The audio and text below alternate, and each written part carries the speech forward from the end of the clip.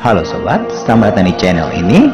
Kali ini kita akan membahas tentang kesalahan-kesalahan yang mungkin atau acap kali dilakukan orang tua, baik sadar maupun tidak sadar atau sengaja maupun tidak, yang dilakukan kepada anak mereka. Yang pertama adalah kata-kata yang tidak pantas atau tidak baik. Seringkali kita sebagai orang tua, sebagai pendidik, orang yang lebih tua, mengeluarkan kata-kata, memberikan kata-kata ditujukan kepada anak atau peserta didik kita yang tidak pantas atau tidak berkenan. Kata-kata menurut jenis-jenis binatang atau kata-kata yang mendiskreditkan mereka pada hal-hal tertentu, misalnya anak bodoh, anak tidak berguna, anak tidak punya masa depan. Bahkan seringkali ada juga orang tua yang menyatakan kami menyesal, atau papa menyesal, atau mama menyesal punya anak seperti ini. Kata-kata ini bisa menghukum anak-anak, bahkan memenjarakan mereka, dan bahkan bisa membawa mereka pada satu penyesalan seumur hidup mereka, dan mereka terkungkung dengan kata-kata itu, dan mereka tidak bisa berkembang karena tercengkram oleh kata-kata yang mengikat mereka, sementara mereka pun tidak bisa memilih bahwa mereka adalah anak dari orang tua seperti itu. Yang kedua adalah seringkali kita membanding-bandingkan anak dengan orang lain, membandingkan anak yang satu dengan anak yang lain, membandingkan seorang anak dengan kakak atau adik sepupunya.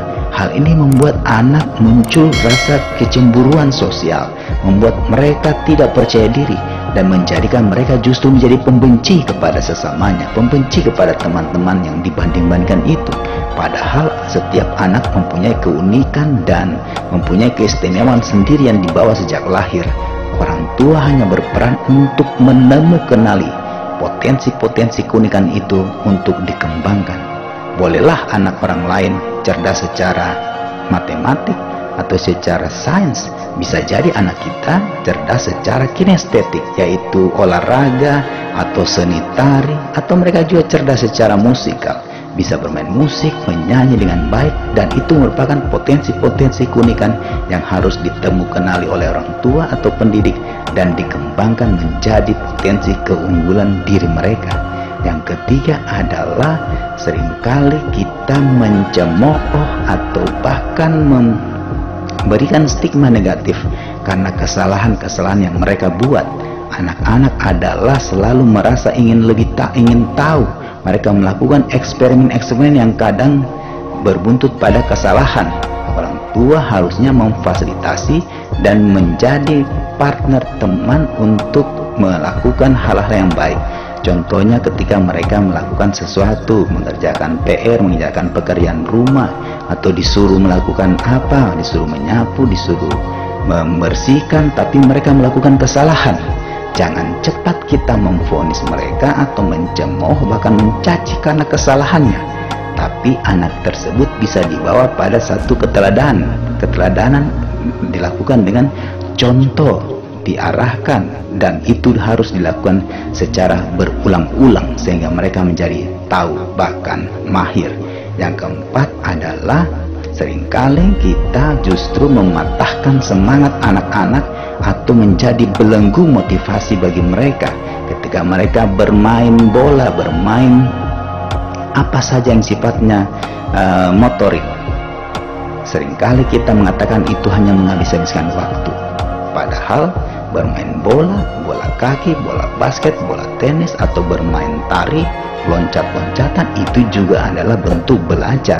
Bisa jadi itu adalah pengembangan dari potensi-potensi keunikannya tadi.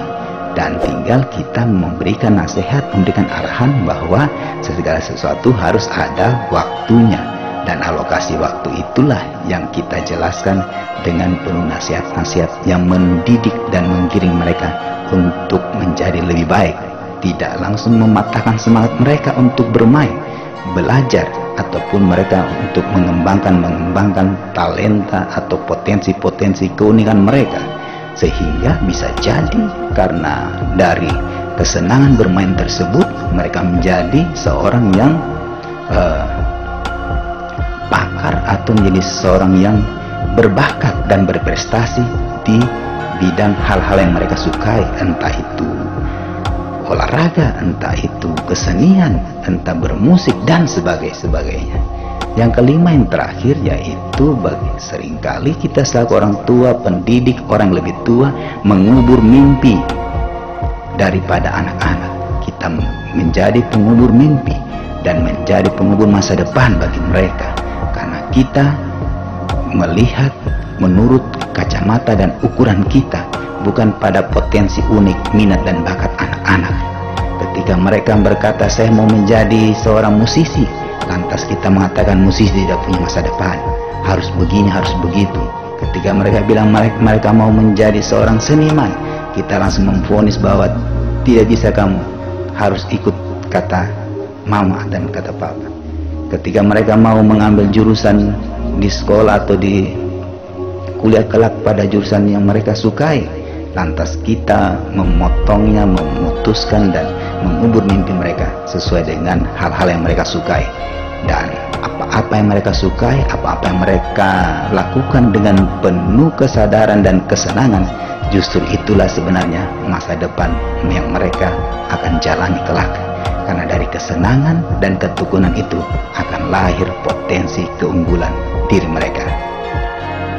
Demikian apa yang bisa saya sampaikan.